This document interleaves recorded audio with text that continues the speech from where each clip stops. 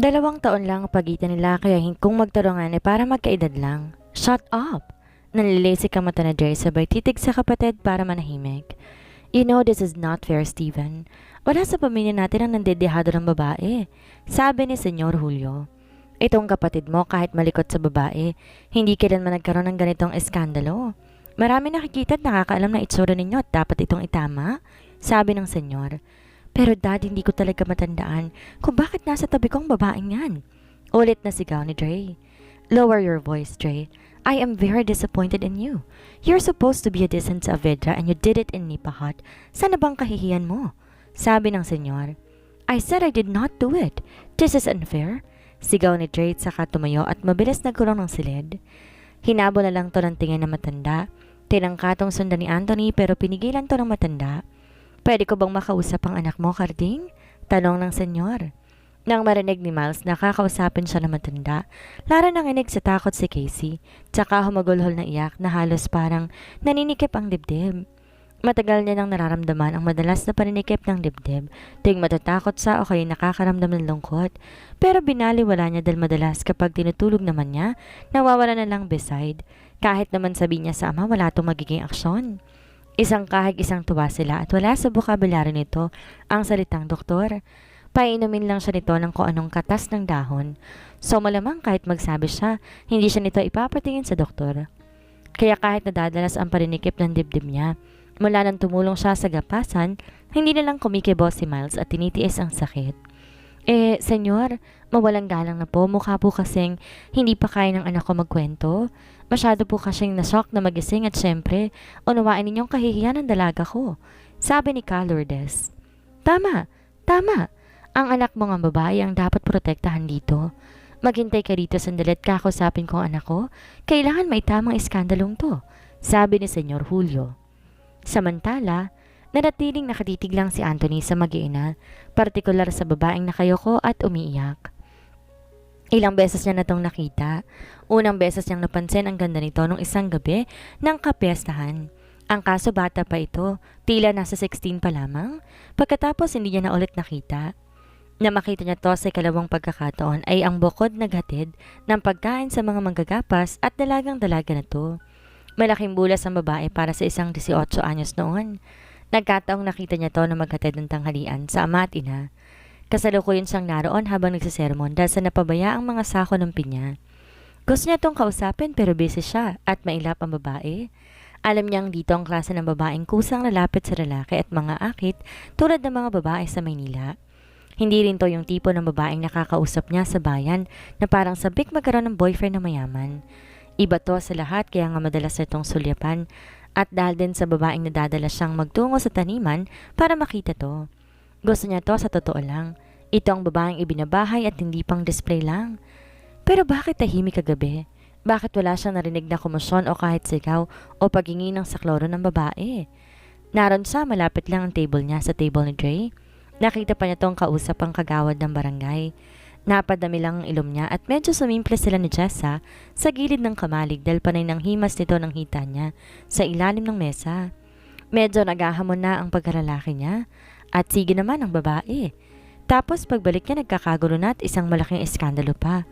Lalong di niya mapaniwalaan na ang babaeng panghalos nilapitan ay hindi niya namalayang nagawa niya. Pumasok si Senyor Julio sa silid ng anak ng panganay. Naabutan niya to nakatanaw sa bintana, umiinom ng beer. Maging siya man halos hindi makapaniwala sa nangyari. Hindi ganito ang pagkatao ni Dre. Maaaring masungit at cold ang panganay pero never tong nagdala sa kanya ng sakit ng ulo. Di tulad ni Anthony na maya-maya palaging may sumusugod na babae sa asyenda at hinahanap ang kanyang bunso. Siguro kung kay Anthony niya nabalita na iskandalong to, hindi siya magtataka. Pero kay Steven to nangyayari. Kaya halos manikip ang dibdib niya. Iho, you better face this. Madadaan sa inom o sa pagtatago. You have to face the consequences. Sabi ni Don Julio. But how, Dad? Wala akong matandaan. Wala akong kasalanan.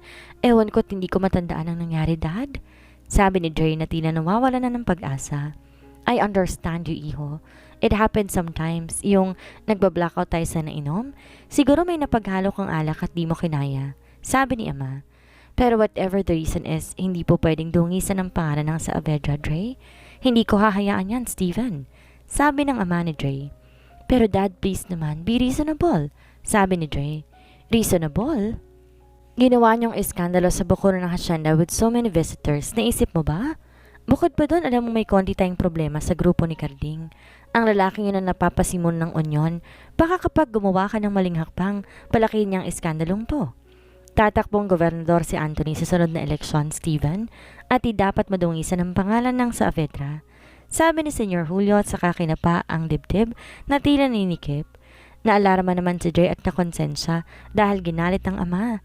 What do you mean, Dad? Anong gusto niyong gawin, Dad? Parang natutugunan na ni Dre ang gagawin ng ama, kaya't naghihimutok ang kalooban niya ngayon pa lamang. You have to do the right thing, Dre.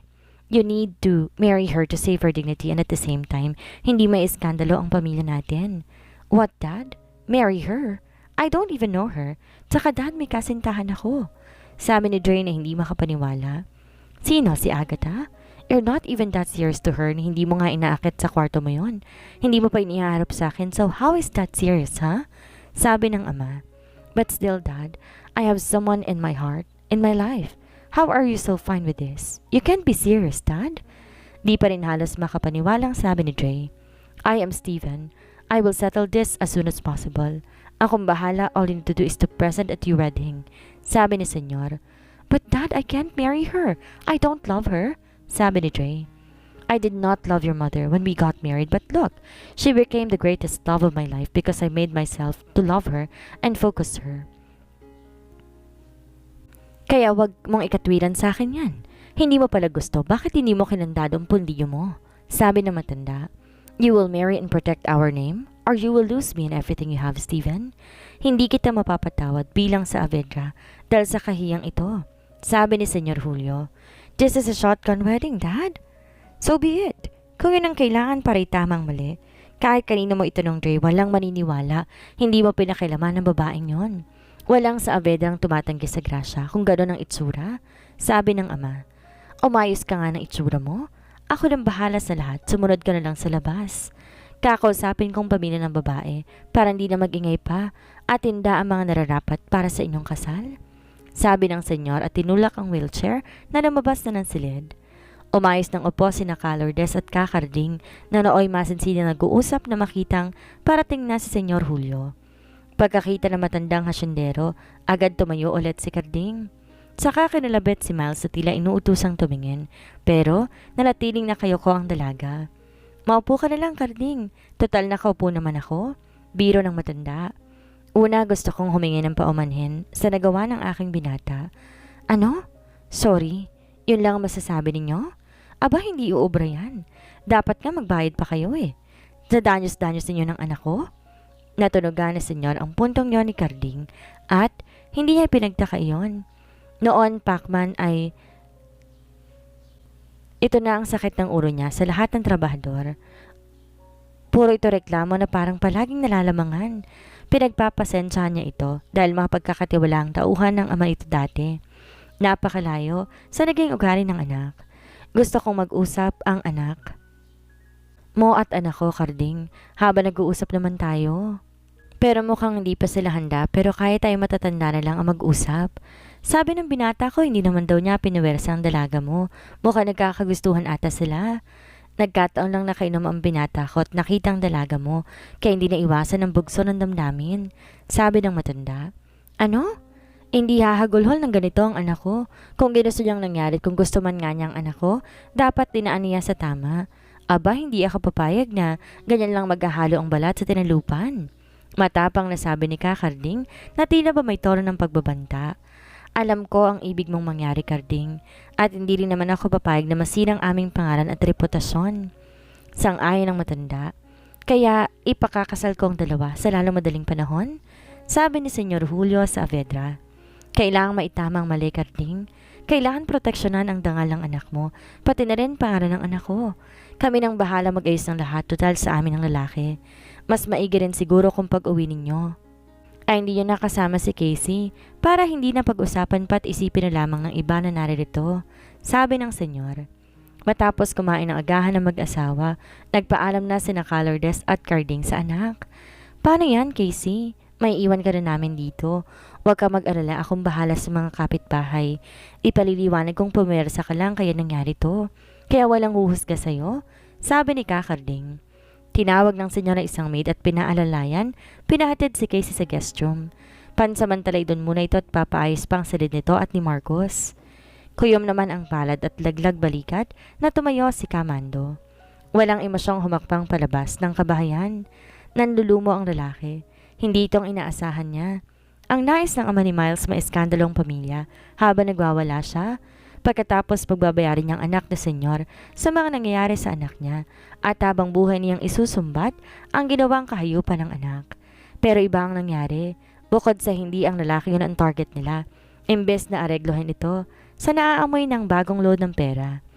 Kursunada ng binata ang anak niya at pagkatapos ipapakasal pa? Putya! Magiging maganda pa ang papel ng hype na sa Avedra dahil sa sobrang pag-ibig sa anak niya, halos pinwersa na para mapikot at mapangasawa. Ganon ang kalalabasan. Magiging sikat pa ang mga hayop at sila nga ang pala. Pagod at talino ang ginawa niya. Napahakbang na palabas ng azotea si Kakarding nang tawagin to ni Senyor. Karding, may papadala ako sa bahay mo mamaya.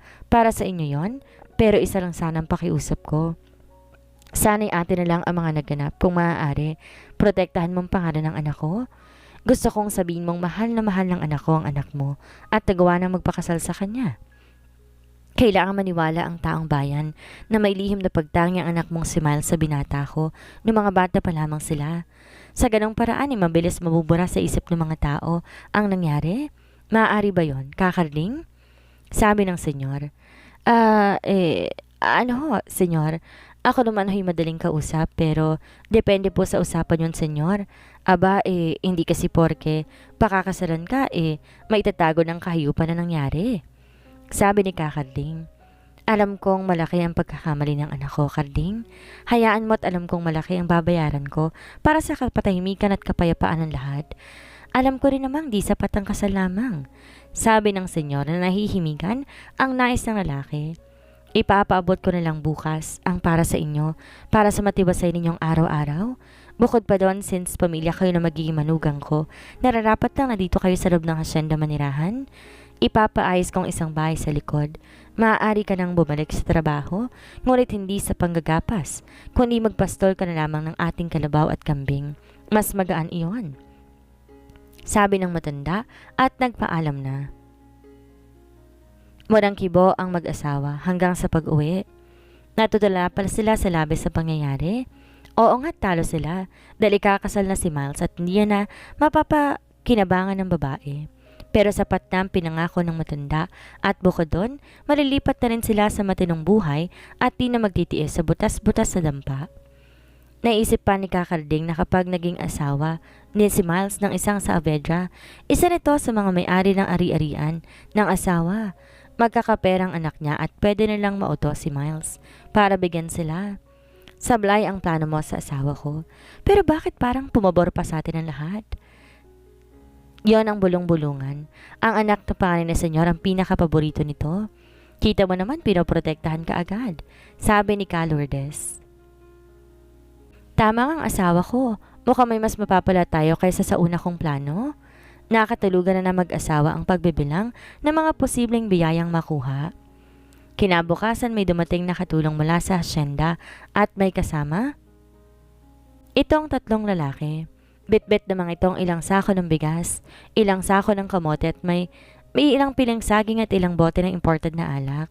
Isang brown envelope ang pasimping inabot sa kanila ng katulong na babae. Sinipat agad ni Kakarding ang laman niyon. Isang papel na tila kasulatan, tsaka mga lilibuhin na kung babasihan ng kapal ng sobre, maaaring nasa 100,000 piso yon. Agad kinuha ni Kakarding ang papel. Hindi naman na nakapagtataka iyon. Natural wais sa mga Saavedra kahit dapat may kasulatan ng usapan nila kagabi. Kaya naman agad pinamahan ni Kakarding ang nakasulat sa papel na hindi malang nito nabasa. Sabi po ni Senyor, mamayang gabi daw po pwede na kayong lumipat sa likod ng hasyenda. Ipinapaayos na ng Senyor ngayon, kaya pwede na rin daw kayo mag-empake. Sabi ng katulong bago nagpaalam. Agad niyang pinaasikaso ng matandang senyor ang mga kakailanganin sa kasal ng dalawa. Agad tong naging sa buong San Dionisio, lalo na't nakita ang buong baryo. Tambog ang paglipat na mag-asawa sa asyenda. Marami naging bulong-bulungan pero lahat tungkol sa mga Saavedra at hindi positibo. Nang sumunod na gabi sa sala ni Dre nilipat si Miles. Tumutulang kalooban ng dalaga pero mahalata siya kapag nag-inarte siya. Naalala niyang bilin ang bulong ng kanyang ina, magkunwaring galit at namumuhi sa lalaki. Ano man daw maging desisyon nito, kailangan niyang ipadikita dito na nasusuklam siya sa ginawa nito. Pero nang ipasok siya sa loob ng silid, tapunan siya ng nilisik na tingin ng mga mata ng lalaking half-naked na nakasandal sa bintana na wala sa hulog ang puso ni Miles. Agad tumulong luha niya. Di niya akalaing mamumutawi ang salitang di niya dapat sabihin dito. Sorry po, senyorito. Lalo nanlisik ang mga mata ni Dre at inisang hakbang pagitan ng bintana at ng pintuan. Hinablot ang babae at padarag na sinandal sa dingding. Saka ito sinakal. Sorry. Sorry? Is that all you can say? Bakit ka nagsasorry dahil ba ginusto mo rin to? Pinano mo ba to, ha? Sabi ko na nga ba, mataas din ang ambisyon mo. Pwes, taste your own medicine. Hindi ko to gusto. Hindi ko to plano, patawarin mo ko. Pagbabayaran ko lahat, gagawin ko ang lahat. Kakausapin ko ang ama ko, ang papa mo. Lumuluhang sabi ni Miles. Shut your mouth. You're talking nonsense. It's over kahit ano pang pakiusap mo. You ruined me dahil sa taas ng ambisyon mo. Ang lakas ng labong mangarap ng isang hasyendero. Sabi ni Dre na halos gusto lang sakarin ng tuluyan ng babae. Hindi ko na maibabalik ang pagkatao na sinira mong babae ka. You made me a rapist in front of so many people. Kahit pumarada ka pa sa kalsada na may pasang krus at ipagsigawang di totoo yon, hindi mo maaalis sa dibdib ko ang isang araw na kahihiyang yon. Galit na sigaw ni Dre. Biglang bukas ng pinto at nakita ni Anthony sa kanyang babae. Dre, ano ba? Stop it, you're hurting her. Huminahon ka nga, sabi ni Anthony. Why are you here? Get out. Ines na sabi ni Dre. Lumuluha pa rin si Miles. Are you okay, Miles? Gusto mo bang sabihin sa papa na doon ka muna ulit sa guest room? Sabi ni Anthony at hinaplos pa ang buhok na nakayongyong sa dalaga. Tinabig ni Dre. No, she will stay here and take my wrath. Get out, Anthony. This is none of your business. At lalo nagalit si Dre sa nakitang concern ni Anthony sa babae at hinimas-himas pa ang buhok nito. As if the woman is special. Important. Lalo nagpantig ang galit ni Dre sa dibdib. Walang nagawa si Anthony kundi lumabas. Nilock ni Dre ang pinto nang lumabas ang kapatid. Pagkatapos ay hinablot nito ang babae. Pinaupo sa kama, tsaka namayani ang katahimikan. Hindi mo ako kailangan pakasalan. Wala rin akong matandaan sa nangyari kanina at sa palagay ko, hindi mo ako nagawang pakialaman, sabi ni Miles. Nandisik muli ang mata ni Dre. Are you telling me that I'm not a man? Hubad ka na magasing ako.